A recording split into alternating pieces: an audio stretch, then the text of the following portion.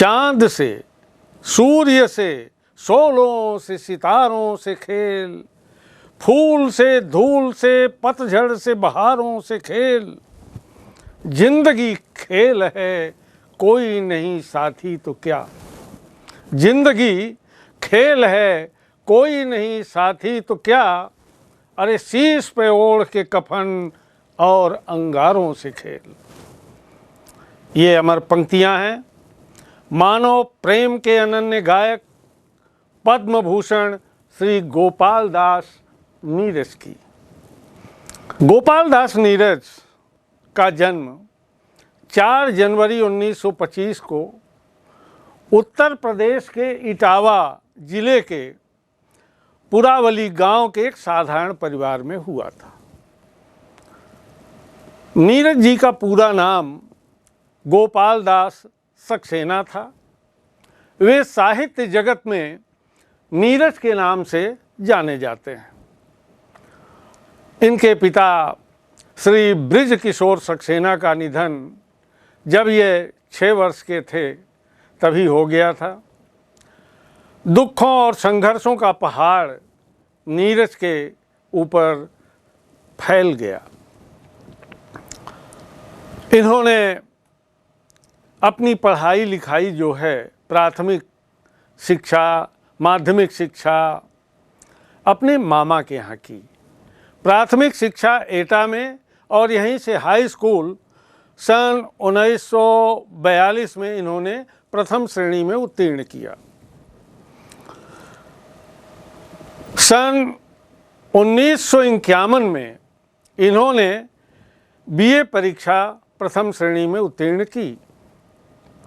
बीच में आर्थिक स्थिति ठीक न होने के कारण, अनेक झंझटों और परेशानियों के कारण इन्हें छोटी मोटी नौकरियां करनी पड़ गई।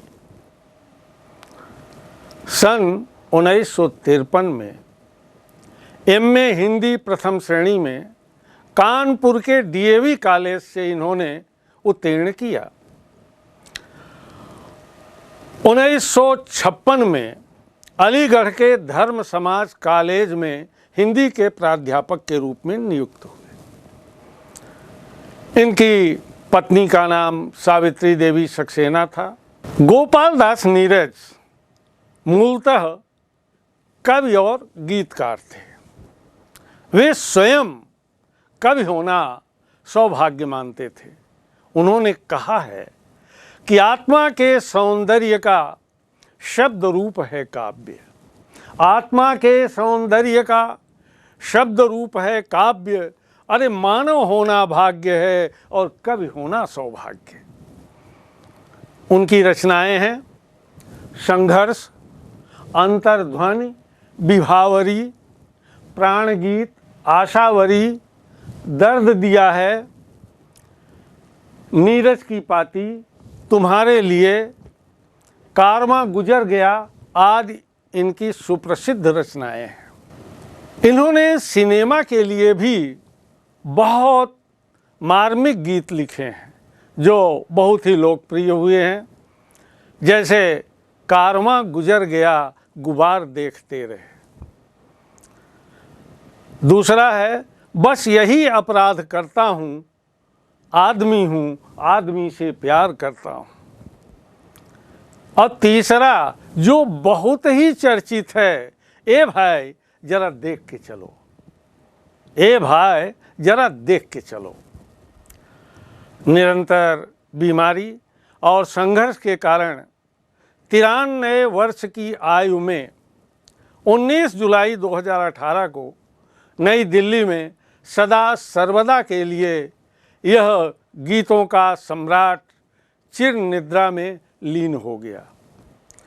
हिंदी साहित्य जगत में अंधेरा छा गया। नीरज जी को उनकी साहित्यिक सेवाओं को देखते हुए, उनके अवदान को देखकर अनेकानेक अलंकरण प्राप्त हुए हैं। नीरज जी अनेक अलंकरणों से विभूषित रहे। भारत सरकार द्वारा नीरज जी को पद्मश्री और पद्म भूषण सम्मान दोनों मिले। भारत सरकार द्वारा उन्हें 1991 में पद्मश्री से नवाजा गया और 2007 में उन्हें पद्म भूषण सम्मान प्राप्त हुआ। 1994 में यश भारती सम्मान और फिल्म फेयर पुरस्कार और साथ ही कैबिनेट मंत्री का दर्जा भी उन्हें मिला, अध्यक्ष भाषा संस्थान उत्तर प्रदेश के रूप में। हिंदी गीत के अमर शिल्पी सुप्रसिद्ध प्राध्यापक नीरज जी ने हिंदी कविता को जनमानस तक पहुंचाने में अपनी महत्वपूर्ण भूमिका निभाई है। वे छायावादी काव्यधारा से प्रभावित प्रगतिवादी चेतना के रचनाकार थे। उनकी रचनाओं में सौंदर्य भावना, प्रकृति चित्रण, प्रेम भावना और विरहानुभूति के दर्शन होते हैं। मर्म स्पर्शी काव्यानुभूति, सहज, सरल और बोधगम्य भाषा के कारण हिंदी साहित्य जगत में नीरज जी बहुत लोकप्रिय हुए। उनका हिंदी साहित्य में विशिष्ट स्थान है। बच्चों, आज हम लोग चर्चा करेंगे उनके बहुचर्चित गीत जीवन नहीं मरा करता है। इस गीत का केंद्रीय भाव है, जीवन में निराशा और हताशा के ऐसे कई क्षण आते हैं जब हम पूरी तरह से हार कर बैठ जाते हैं। यह कविता निराशा के इन्हीं क्षणों से हमें मुक्त कर आशा का संचार करती है। आइए कविता के प्रथम अंश का वाचन करें। जीवन नहीं मरा करता है, छिप छिप अश्रु बहाने वालों, छिप छिप अश्रु बहाने वालों, मोती व्यर्थ लुटाने वालों। अरे कुछ सपनों के मर जाने से जीवन नहीं मरा करता है, कुछ सपनों के मर जाने से जीवन नहीं मरा करता है। सपना क्या है? नैन सेज पर सोया हुआ आँख का पानी, और टूटना है उसका जो जागे कच्ची नीच जवानी। अरे गीली उम्र बनाने वालों, गीली उम्र बनाने वालों, डूबे बिना नहाने वालों। कुछ पानी के बह जाने से सावन नहीं मरा करता है, जीवन नहीं मरा करता है। जीवन में निराशा और हताशा के ऐसे क्षण आते हैं जब हम पूरी तरह हार कर बैठ जाते हैं। नीरज जी की यह कविता निराशा के इन्हीं क्षणों से हमें मुक्त करती है। जब व्यक्ति कहीं पर उसकी संकल्पना, उसकी कल्पना, उसका स्वप्न पूरा नहीं होता तो वो टूट जाता है और टूट करके निराश होकर के बैठ जाता है। ऐसे व्यक्तियों के लिए नीरज जी कहते हैं कि जो निराश हैं, अपने जीवन में इच्छित फल को प्राप्त नहीं कर पाए, वे दुखी हैं, हताश हैं, तो कवि सलाह देते हुए कहते हैं कि सपनों के टूट जाने से, सपने, इच्छाएं, भविष्य के बड़े बड़े सपने लोग देखते हैं, लेकिन अगर एक दो स्वप्न उनके पूरे नहीं हुए तो वो भरभरा जाते हैं, टूट जाते हैं, निराश हो जाते हैं। तो वही कवि कहता है कि सपनों के टूट जाने से, अपेक्षाओं की पूर्ति न होने से जीवन समाप्त नहीं हो जाता।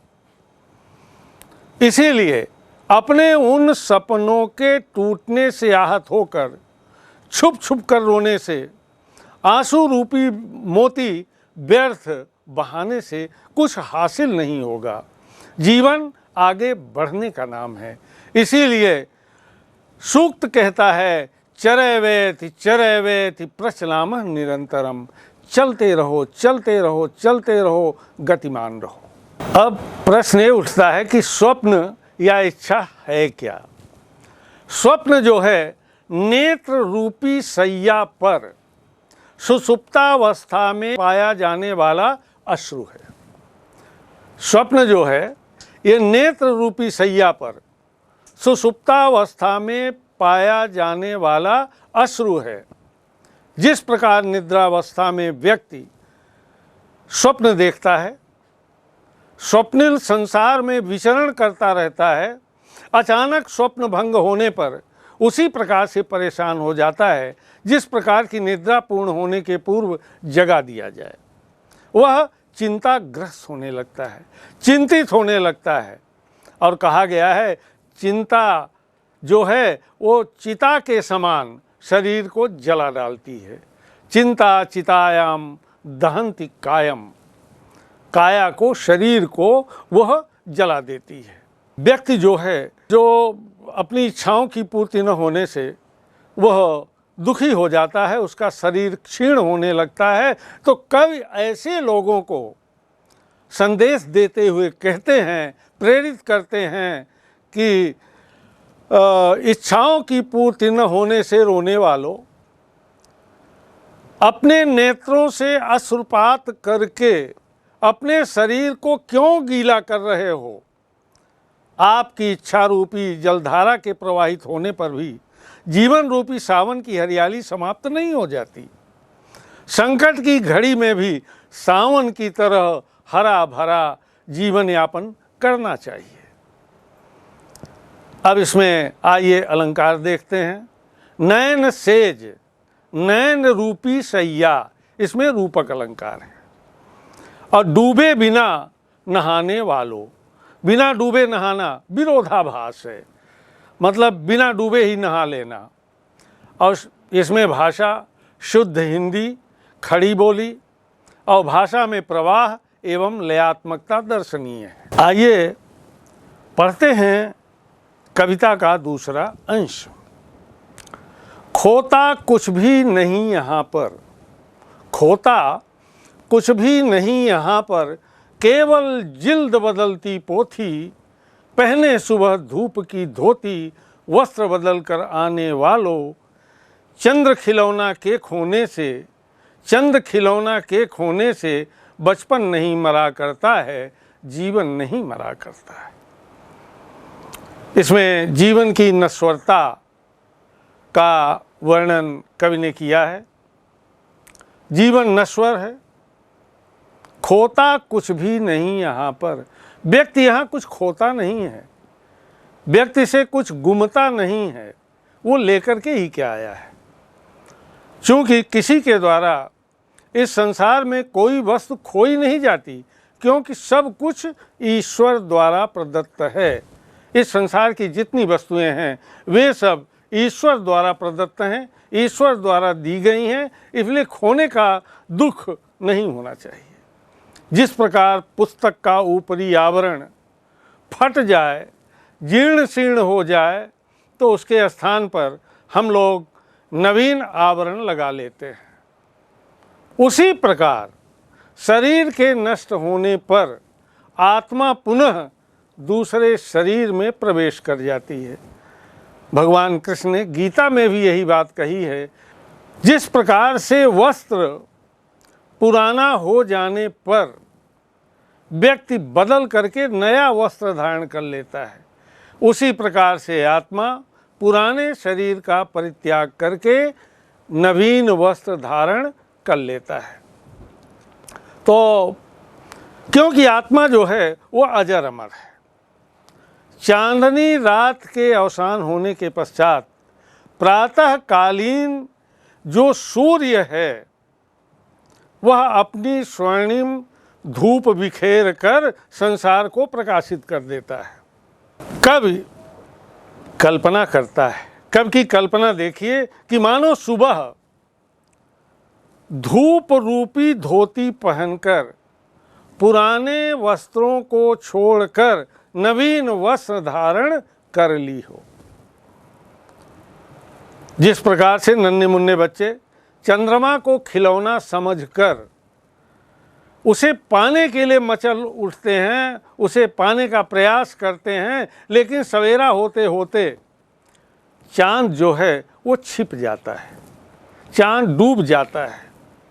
तो क्या बच्चों का जो बचपन है वो समाप्त हो जाता है? ना, उससे बचपन समाप्त नहीं होता। इस अंश में प्रवाह और लयात्मकता दर्शनीय है। आइए कविता का तीसरा अंश सुनते हैं, पढ़ते हैं। लाखों वार गगरियाँ फूटी, लाखों वार गगरियाँ फूटी, सिकड़ न आई पनघट पर। अरे लाखों वार कश्तियाँ डूबी, चहल पहल वो ही है तट पर। अरे तम की उम्र बढ़ाने वालों, लौकी आयु घटाने वालों, लाख करे पतझर कोशिश पर। उपवन नहीं मरा करता है, जीवन नहीं मरा करता है। जीवन में अनेक उतार चढ़ाव आते हैं, लेकिन इन उतार चढ़ावों, संघर्षों, कठिनाइयों के कारण क्या जीवन समाप्त हो जाता है? नहीं। कवि यही संदेश दे रहा है इस अंश में। कवि का कहना है कि लाखों बार गगरिया फूटी, जलाशयों में जल भरते समय अनेक बार कलश टूटे। गगरियाँ, कलश, छोटे छोटे घड़े जो होते हैं आपस में जब टकराते हैं तो ठोकर लगने से टूट जाते हैं। फिर भी पनघट में किसी प्रकार की निराशा परिलक्षित नहीं होती। वह अनवरत पनघट भरा रहता है। लोग पानी भरने के लिए पनघट पर पहुंचते रहते हैं। इसी प्रकार लाखों बार कश्तियाँ डूबी, अनेक बार समुद्री जहाज डूब जाते हैं। समुद्री यात्रा के दौरान जहाज और नाव जलमग्न हो जाते हैं, लेकिन क्या समुद्री मार्ग रुक जाता है? क्या वहाँ की चहल पहल समाप्त हो जाती है? क्या सामुद्रिक व्यापार रोक दिया जाता है? नहीं, वह अनवरत चलता रहता है। तम की उम्र बढ़ाने वालों, लौकी अश्रु घटाने वालों। कवि जो है उन व्यक्तियों को आगाह कर रहा है जो अज्ञानता रूपी अंधकार और रूढ़िवादी प्रवृत्ति से प्रेरित होकर पुरानी घटनाओं से दुखी एवं निराश हो चुके हैं और उस निराशा के कारण चिंतित होकर के अपने शरीर को जला रहे हैं, अपने शरीर को गला रहे हैं। तो कवि इन्हें अभिप्रेरित करते हुए कहता है कि समुद्र में कितने भी तूफान आए, लेकिन जीवन में कितने भी तूफान आए, कितने भी संकट आए, लेकिन वह लोग चिंता करके जीवन रूपी प्रकाश की आयु को कम कर देते हैं। इस जीवन रूपी उद्यान में चाहे जितने भी तूफान आए, आंधियाँ आए, थपेड़े आए, लेकिन उसे समाप्त नहीं कर पाते। बगीचे में आने वाला पतझड़ उसका कोई नुकसान नहीं कर पाता, वह पुनः हरा भरा हो जाता है। इसी प्रकार से जीवन में संकट आएंगे, तूफान आएंगे, उतार चढ़ाव आएंगे, लेकिन इससे व्यक्ति को निराश नहीं होना चाहिए। कवि यही संदेश दे रहा है कि जीवन में आने वाले उतार चढ़ाव आपके जीवन को, आपके भविष्य को समाप्त नहीं कर पाते, इसलिए इनसे घबराना नहीं चाहिए और इन तूफानों का, इन संकटों का मजबूती के साथ स्वागत करना चाहिए और मजबूती के साथ उन्हें निपटाना चाहिए। कमर कस कर तैयार रहना चाहिए कि जो जीवन में संकट आएंगे हम उनको बड़ी मुस्तैदी के साथ झेलेंगे। इसमें सिकड़ न आई पनघट पर, ये मानवीकरण अलंकार है। भाषा सहज, सरल, सुबोध और प्रवाहमयता से युक्त है। कविता का अंतिम अंश है, आइए पढ़ते हैं। लूट लिया माली ने उपवन, लूट लिया माली ने उपवन, लुटी न लेकिन गंध फूल की। तूफानों तक ने छेड़ा पर, खिड़की बंद न हुई धूल की। अरे नफरत गले लगाने वालों, सब पर धूल उड़ाने वालों, कुछ मुखड़ों की नाराजी से दर्पण नहीं मरा करता है। इस अंश में कवि नीरज ने कर्मशील व्यक्तियों को सत्कर्म की ओर अग्रसर रहने की प्रेरणा दी है। लूट लिया माली ने उपवन, बगीचे में खिले हुए पुष्पों को माली तोड़ कर ले जाता है, लेकिन क्या पुष्प अपनी सुगंध खत्म कर देते हैं, भूल जाते हैं? पुष्प डाली से अलग होने पर भी अपनी वास्तविक सुगंध सलामत रखते हैं, उनकी सुगंध समाप्त नहीं होती। लुटी न लेकिन गंध फूल की। माली ने जब बगीचे से पुष्पों को तोड़ा तो पुष्प की गंध समाप्त नहीं होती। इसी प्रकार से जो कर्मठ लोग हैं, यदि उनसे किसी ने छेड़छाड़ की, उन्हें आगे बढ़ने से रोका, गतिरोध पैदा किया, तो उनकी जो यशः सुरभि है, यशः गंध है, कर्म करने की जो कर्म करने की जो प्रेरणा उनको मिली है जीवन में, वो कर्म करते ही रहते हैं। उसी प्रकार मृत्यु रूपी माली अगर किसी कर्मठ व्यक्ति को ग्रसित कर लेता है तो अच्छे कर्म करने वाले व्यक्ति के जो कर्म हैं वे अमर हो जाते हैं, अमर रहते हैं, उसे लोग याद करते हैं, वो समाप्त नहीं हो जाते।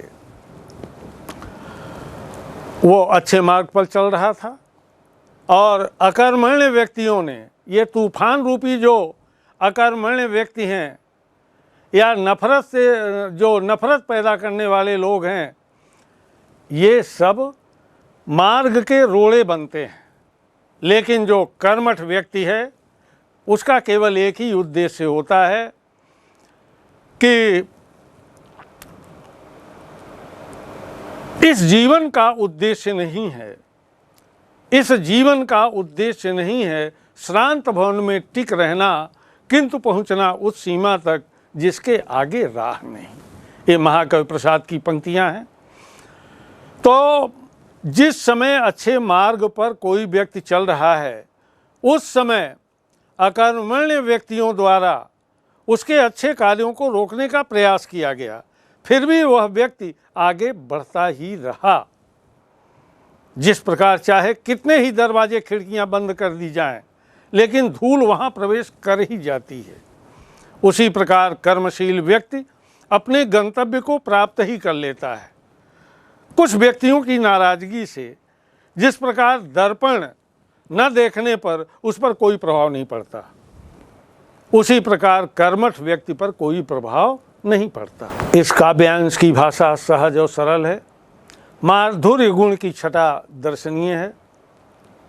अब सवाल ये उठता है कि इस समूची कविता में कौन सी पंक्तियां हैं जो हमारे जीवन में आशा का संचार करती हैं। कुछ सपनों के मर जाने से जीवन नहीं मरा करता है, लाखों बार गगरियां फूटी सिकन न आई पनघट पर। तीसरी पंक्ति है, लाखों बार कश्तियां डूबी चहल पहल है वो ही तट पर। और चौथी पंक्ति होगी, लाख करे पतझड़ कोशिश पर उपवन नहीं मरा करता है। लाखों बार कश्तियां डूबी चहल पहल है वो ही है तट पर, लाख करे पतझड़ कोशिश पर उपवन नहीं मरा करता है। इसी प्रकार एक सवाल उठता है कि मोती व्यर्थ लुटाने वालों में मोती क्या है। अरे इच्छाओं की पूर्ति न होने पर व्यक्ति निराश होकर रोते हैं। आंखों से प्रवाहित होने वाला जो अश्रु है उसे ही कवि ने मोती कहा है। तम की उम्र बढ़ाने वालों, लव की आयु घटाने वालों, कविता की इन पंक्तियों में किस तरह के लोगों को कवि ने संबोधित किया है। तो वास्तव में कविता की इन पंक्तियों में कवि नीरज जी ने उन लोगों को संबोधित किया है कि जो किन्हीं कारणों से दुखी होकर निराश हो चुके हैं या पुरानी घटना को वर्तमान में हृदय में संजोकर अज्ञान रूपी अंधकार में जीवन यापन कर रहे हैं। कवि का कहना है कि व्यक्ति को आशावादी होना चाहिए, हमेशा सकारात्मक सोच वाला होना चाहिए, फिर कवि आगे उदाहरण दे करके कहता है कि जिस प्रकार पनघट पर कई बार गगरियों के टूट जाने से पनघट पर कोई प्रभाव नहीं पड़ता, उसी तरह से समुद्र तट पर नावों के कई बार डूबने से तट पर कोई प्रभाव नहीं पड़ा करता। तो वहाँ आज भी चहल पहल बनी हुई है, चाहे वो पनघट हो या समुद्र का तट हो। उसी प्रकार व्यक्ति को भी उत्तरोत्तर अग्रसर होना चाहिए, आगे बढ़ते रहना चाहिए, गतिमान बने रहना चाहिए। लूट लिया माली ने उपवन, लूट लिया माली ने उपवन, लूटी न लेकिन गंध फूल की। इन पंक्तियों में कवि क्या संदेश देना चाहता है? आपने पढ़ा है, इसको बीच में देखा है। जिस प्रकार माली के द्वारा उपवन से फूल तोड़ लिया जाता है, अर्थात वृक्ष से उन्हें अलग कर दिया जाता है, लेकिन पुष्प का जो स्वाभाविक गुण है अर्थात सुगंध बिखेरना, वह अपना स्वाभाविक गुण समाप्त नहीं करता। ठीक उसी प्रकार मृत्यु रूपी माली इस शरीर को नष्ट कर देने के बाद भी उस व्यक्ति के द्वारा किए गए अच्छे कार्य हमेशा लोग जो हैं याद किए जाते हैं। ठीक उसी प्रकार ये जो मृत्यु रूपी माली है, यह व्यक्ति के शरीर को नष्ट कर देता है, लेकिन उसकी जो यशः सुरभि है, उसका जो सुकर्म है, उसके द्वारा व्यक्ति लोग उसे याद करते हैं, उससे उसके अच्छे कार्यों को हमेशा याद किया जाता है। अर्थात उन यादगार पलों में वह व्यक्ति उन्हीं के माध्यम से जीवित रहता है। जीवन नहीं मरा करता है, यह जो कविता है इसकी उपयुक्तता पर हम विचार करें कि ये कितनी उपयुक्त है। वास्तव में मानव जीवन में सुख दुख, लाभ हानि, जय पराजय का जो काल चक्र है हमेशा चलता रहता है, और व्यक्ति जो है सुख में अधिक आनंद की अनुभूति करता है, लेकिन दुख के समय वो घबरा जाता है और वो पूर्ण रूप से हतोत्साहित हो जाता है, निराश हो जाता है। ऐसे समय में कवि ने इस कविता के माध्यम से मानव को जीने की प्रेरणा दी है, संदेश दिया है कि उन्हें कभी निराश नहीं होना चाहिए। चाहे जितने संकट आएं, फिर भी विचलित नहीं होना चाहिए। जैसे जो महापुरुष हैं, जो कर्मठ व्यक्ति हैं, संपत्तौ च विपत्तौ च महताम एक रूपता। जो महापुरुष हैं, जो कर्मठ लोग हैं, वे संपत्ति और विपत्ति में एक समान रहते हैं, वे विचलित नहीं होते। तो चाहे जीवन में जितने भी संकट आएं, फिर भी विचलित नहीं होना चाहिए। हमेशा सुख दुख, नफरत प्यार, लाभ हानि सभी कुछ सहन करते हुए जीवन यापन करना चाहिए। इसीलिए यह शीर्षक बहुत ही सार्थक और उपयुक्त है। चंद खिलौनों के खोने से बचपन नहीं मरा करता है। वास्तव में नन्हे मुन्ने बच्चे चंद्रमा को खिलौना समझकर उसे पाने के लिए मचल उठते हैं, लेकिन चंद्रमा को पाते कहाँ हैं, उसे प्राप्त नहीं कर पाते। अर्थात प्रातः काल होने पर जब चंद्रमा आकाश में विलीन हो जाता है, छिप जाता है, तो बच्चे निराश होते हुए भी वे आगे की ओर बढ़ जाते हैं। तो क्या बच्चों का बचपन समाप्त हो जाता है? नहीं।